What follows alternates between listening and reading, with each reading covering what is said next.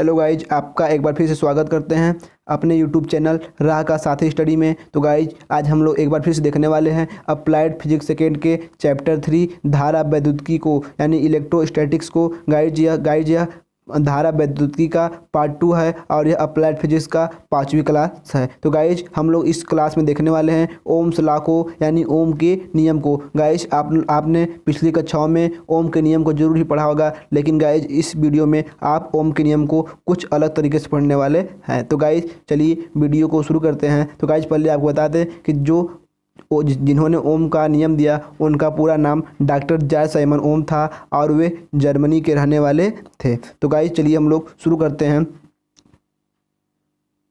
तो गाइज ओम ने बताया कि निश्चित ताप और निश्चित दाब पर किसी चालक में, जैसे गाइज ये हमारा कोई चालक है कि निश्चित ताप और निश्चित दाब पर किसी चालक में धारा प्रवाहित करने पर उस चालक के सिरों पर, यानी गाइज ये जब चालक है इसके सिरों पर उत्पन्न विभवांतर, यानी ये भी हमारा सिरा है, इनके सिरों पर उत्पन्न विभवांतर के अनुपाती होता है। यानी गाइज ओम ने बताया कि निश्चित ताप और दाब पर किसी चालक के सिरों पर उत्पन्न विभवांतर, किसी चालक के सिरों पर उत्पन्न विभवांतर धारा के अनुपाती होता है। गाइज इस तरीके से हम लोग इसको लिख सकते हैं I is directly proportional to V। Guys हम लोग इसको इस प्रकार से लिख सकते हैं जैसे कि ओम ने बताया था उसके अनुसार। तो guys I is directly proportional to V हो गया गाइज। तो यहाँ पे हम लोग जानते हैं कि प्रोपोर्शनल को हटाने के लिए एक कांस्टेंट की ज़रूरत पड़ती है, जो हम लोग यहाँ पे G के नाम से लेते हैं। और गाइज यह G जो है यह हमारा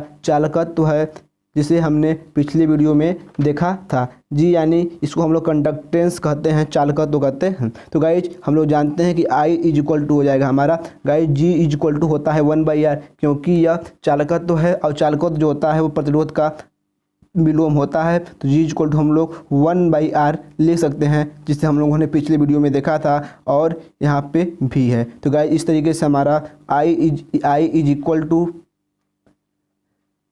V/R हो गया। तो गाइज इस तरीके से ओम का नियम के अनुसार हमारा I is equal to V/R हो गया। तो गाइज इस तरीके से हम लोग ओम के नियम से किसी भी सर्किट में विद्युत धारा को और वोल्टेज को और प्रतिरोध को के मान को प्राप्त कर सकते हैं। तो गाइज चलिए हम लोग ओम के नियम के डिफिनीशन को देखते हैं कि इनका डिफिनीशन क्या होगा। तो गाइज हमने अभी पीछे ओम के नियम के बारे में देखा, अब हम लोग यहाँ पे ओम के नियम का डिफिनीशन यानी उनके रूल को पढ़ने वाले हैं। तो गाइज देखिए ओम का नियम क्या लिखेंगे। नियत भौतिक परिस्थितियों में नियत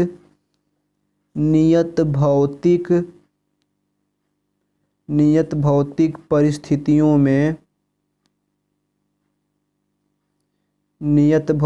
परिस्थितियों में किसी चालक में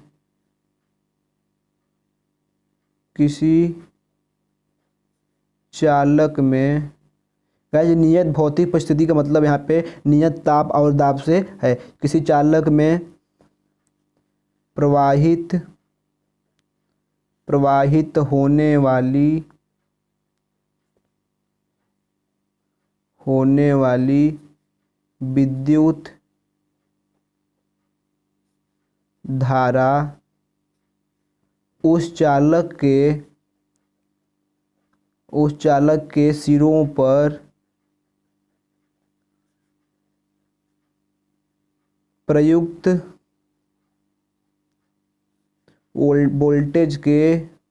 वोल्टेज यानी गाइज विभव वोल्टेज के समानुपाती होती है।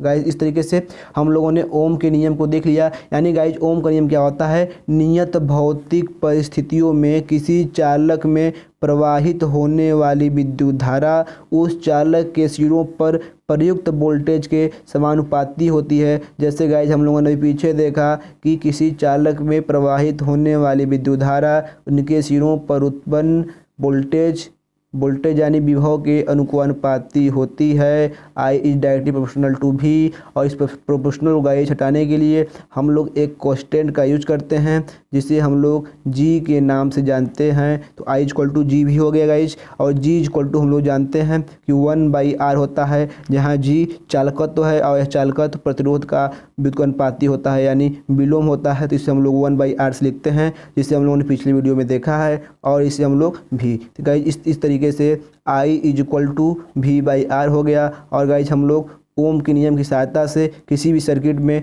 विभवांतर और प्रतिरोध और धारा को ज्ञात कर सकते हैं। तो गाइज इस तरीके से हम लोगों ने ओम के नियम को एक आसान तरीके से देख लिया। और गाइज आशा करते हैं कि यह हमारा ओम का नियम आपके द्वारा पढ़े गए नियमों से कुछ अलग है।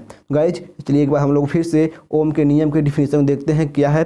गाइज नियत भौतिक परिस्थितियों में किसी चालक में प्रवाहित होने वाली विद्युत धारा उस चालक के सिरों पर उत्पन्न विभवांतर के समानुपाती होता है। तो गाइज इस तरीके से हम लोगों ने ओम के नियम को देख लिया। अब गाइज हम लोग देखेंगे प्रतिरोधों का संयोजन, यानी कि जो प्रतिरोध होते हैं वे कौन से श्रेणी में जुड़े होते हैं। और हम लोग यह भी देखेंगे कैसे पहचानेंगे कि कौन सा प्रतिरोध किस श्रेणी में जुड़ा हुआ है। तो गाइज प्रतिरोधों का संयोजन देखेंगे गाइज हम लोग, प्रतिरोधों का संयोजन। तो गाइज प्रतिरोधों के संयोजन में जो हमारा पहला संयोजन आता है वह होता है श्रेणी संयोजन। श्रेणी संयोजन इसे हम लोग सीरीज कॉम्बिनेशन के भी कहते हैं इंग्लिश में। तो गाइज श्रेणी संयोजन में क्या होता है गाइज, इस संयोजन में क्या होता है कि जैसे मान लीजिए हमारा यह कोई प्रतिरोध है गाइज, ये मान लीजिए गाइज यह हमारा कोई प्रतिरोध यहाँ पे एक है, ये हमारा कोई R1 प्रतिरोध हो गया गाइज। और हमारा यह R2 का प्रतिरोध हो गया गाइज। जैसे कि हमारा R1 प्रतिरोध हो गया और यह गाइज हमारा R2 प्रतिरोध हो गया। तो गाइज श्रेणी संयोजन में क्या करेंगे, श्रेणी संयोजन में पहले प्रतिरोध के अंतिम सिरे को दूसरे प्रतिरोध के पहले सिरे से जोड़ देंगे। तो इस श्रेणी को क्या बोलते हैं गाइज, हम लोग श्रेणी संयोजन बोलते हैं। यानी कि इस संयोजन में जितने भी हमारे प्रतिरोध रहेंगे उनके लास्ट वाले सिरे को उसके अगले सिरे के पहले सिरे से जोड़ेंगे। गाइज इस प्रकार से देखिए यहाँ पे पहले सिरे के पहले प्रतिरोध के अंतिम सिरे को दूसरे प्रतिरोध के पहले सिरे से इस प्रकार से गाइज हम लोग जोड़ देंगे। तो गाइज यह हमारा कौन सा श्रेणी हो गया गाइज, हमारा श्रेणी क्रम संयोजन हो गया। और गाइज हम लोग यह भी देखेंगे कि किसी सर्किट में अगर प्रतिरोध जुड़े हों तो हम लोग किस तरीके से पहचानेंगे कि यह कौन श्रेणी में जुड़ा हुआ है। तो गाइज श्रेणी संयोजन में क्या होता है कि श्रेणी संयोजन में अगर हम I धारा प्रवाहित करें तो वह वितरित नहीं होता है, यानी उसका मान I ही रहता है। इस तरीके से हम लोग पहचान सकते हैं कि किसी भी श्रेणी में अगर धारा प्रवाहित करने पर अगर धारा का मान बदलता नहीं है यानी वितरित नहीं होता है तो वह I ही रहता है। तो क्या होता है, वह श्रेणी क्रम संयोजन होता है। और गाइज जो हमारा दूसरा नोट का टॉपिक हो गया वह यह हो गया कि श्रेणी संयोजन में प्रतिरोधों का संयोजन करने पर हमारा प्रतिरोध का मान क्या होता है, बढ़ता है। क्योंकि गाइज यहाँ पे देखिए R इक्विवेलेंट यानी समतुल्य प्रतिरोध क्या हो जाएगा, हमारा श्रेणी के क्रम का समतुल्य प्रतिरोध अगर निकालें दोनों प्रतिरोधों का क्या हो जाएगा, R1 + R2 हो जाएगा गाइज। अगर यहाँ पे हम लोग और प्रतिरोध इस तरीके से गाइज जोड़ दें, इस तरीके से और प्रतिरोध भी हम जोड़ सकते हैं, क्योंकि इसके पहले सिरे से इसका अंतिम सिरा और इसका अंतिम सिरे से इसका पहला सिरा जोड़ दिए हैं। तो ये कौन सी श्रेणी में हो गया है, यह श्रेणी क्रम में हो गया है। और R इक्विवेलेंट यानी हम लोग समतुल्य प्रतिरोध निकालेंगे तो सभी प्रतिरोधों को क्या करते हैं, प्लस करते हैं गाइज। इस तरीके से प्लस करते हैं हम लोग गाइज। इस तरीके से हम लोग कह सकते हैं कि श्रेणी संयोजन का जो समतुल्य प्रतिरोध होता है R equivalent is equal to R1 + R2 + R3 + R4, यानी जितने प्रतिरोध जुड़े रहेंगे उनको हम लोग प्लस कर देंगे तो हमारा कौन सा समतुल्य प्रतिरोध आएगा, तो हमारा यह श्रेणी क्रम संयोजन का समतुल्य प्रतिरोध आ जाएगा। इस तरीके से गाइस हम लोग कह सकते हैं कि श्रेणी क्रम संयोजन में जो प्रतिरोध होते हैं जितने प्रतिरोध बढ़ेंगे उतने ही प्रतिरोध का मान हमारा समतुल्य प्रतिरोध का मान भी हमारा बढ़ेगा। तो गाइस अब हम देखने वाले हैं समांतर क्रम संयोजन को। हमारा जो प्रतिरोधों के संयोजन का दूसरा संयोजन है वह है समांतर संयोजन। इसे हम लोग इंग्लिश में पैरेलल कॉम्बिनेशन भी कहते हैं। तो गाइज हमारा जो समांतर संयोजन होता है इसमें क्या होता है गाइज, इसमें जो हमारे प्रतिरोध होते हैं उनका प्रारंभिक सिरा एक बिंदु से जुड़ा होता है और उनका अंतिम सिरा दूसरे बिंदु से एक साथ जुड़े होते हैं गाइज। इस प्रकार से जुड़े होते हैं। जैसे मान लीजिए गाइज हमारा पहला प्रतिरोध R1 हो गया, यह हमारा दूसरा प्रतिरोध R2 हो गया गाइज, और यह हमारा मान लीजिए तीसरा प्रतिरोध R3 हो गया। तो गाइज अगर हमको ये जो प्रतिरोध हैं यह गाइज श्रेणी क्रम में जुड़े हुए हैं, क्योंकि गाइज इनका अंतिम सिरा प्रारंभिक सिरा देखिए यहाँ पे एक बिंदु जुड़ा होता है और इनका अंतिम सिरा गाइज इस तरीके से एक बिंदु पर जुड़ा होता है। तो गाइज इस तरीके से हम लोग कह सकते हैं कि जिस श्रेणी में प्रतिरोधों का एक सिरा एक बिंदु से और दूसरा सिरा एक दूसरे बिंदु से जुड़ा होता है उसे हम लोग समांतर संयोजन कहते हैं।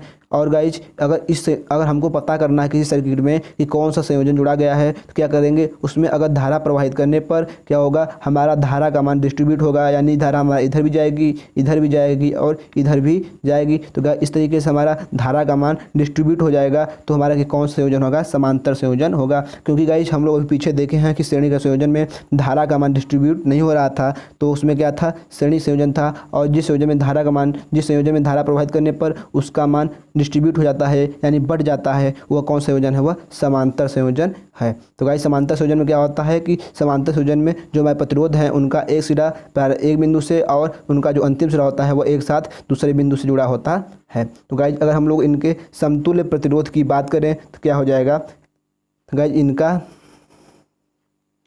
समतुल्य प्रतिरोध इज इक्वल टू, गाइस समतुल्य प्रतिरोध क्या होता है, 1/R is equal to 1/R1 plus 1/R2 plus 1/R3। Guys जितने प्रतिरोध जुड़े रहेंगे हम लोग उतना ही यहाँ पे प्लस करते जाएंगे। तो गाइज यहाँ पे 3 प्रतिरोध जुड़े हुए हैं समांतर क्रम में, तो इनका समतुल्य प्रतिरोध 1/R is equal to 1/R1 plus 1/R2 plus 1/R3। अगर एक और प्रतिरोध जुड़ा होता तो यहाँ पे हम लोग 1/R4 भी कर सकते थे। तो गाइज लेकिन यहाँ पे 3 प्रतिरोध जुड़े हुए हैं तो हम लोग इनका समतुल्य प्रतिरोध इस प्रकार से निकालेंगे। तो guys 1/R is equal to हमारा हो जाएगा R1 into R2 into R3, इनका LCM होगा गाइज, और इनका मल्टीप्लाई करने पर ऊपर क्या हो जाएगा R1 plus R2 plus R3। और गाइज हम लोग यहाँ पे अगर हमको समतुल्य प्रतिरोध R इज इक्वल टू क्या हो जाएगा, R1 R2 इंटू R3 अपान R1 plus R2 plus R3, इस तरीके से गाइज हो जाएगा। तो गाइस इस तरीके से हम लोगों ने समांतर क्रम संयोजन का समतुल्य प्रतिरोध ज्ञात कर लिया। तो गाइस इस तरीके से हम लोग कह सकते हैं कि समांतर क्रम संयोजन जो है वह श्रेणी क्रम संयोजन से अलग होता है। तो गाइस हम लोगों ने इस वीडियो में ओम के नियम को और श्रेणी क्रम संयोजन को देखा और पहचाना, और समांतर क्रम संयोजन को भी देखा और पहचाना। तो गाइज इस तरीके से हम लोग कह सकते हैं कि जो हमारा श्रेणी संयोजन है वह समांतर संयोजन से अलग होता है। तो गाइज अगर आपने अभी तक मेरे चैनल को सब्सक्राइब नहीं किया है तो सब्सक्राइब कर दीजिए गाइज, सब्सक्राइब कर दीजिए। और गाइज वीडियो अच्छा लगा हो तो इसे लाइक भी कर दीजिएगा। तो गाइज थैंक्स फॉर वॉचिंग, धन्यवाद। और इस चैप्टर की और वीडियोज़ भी नेक्स्ट वीडियो में आएंगी। धन्यवाद।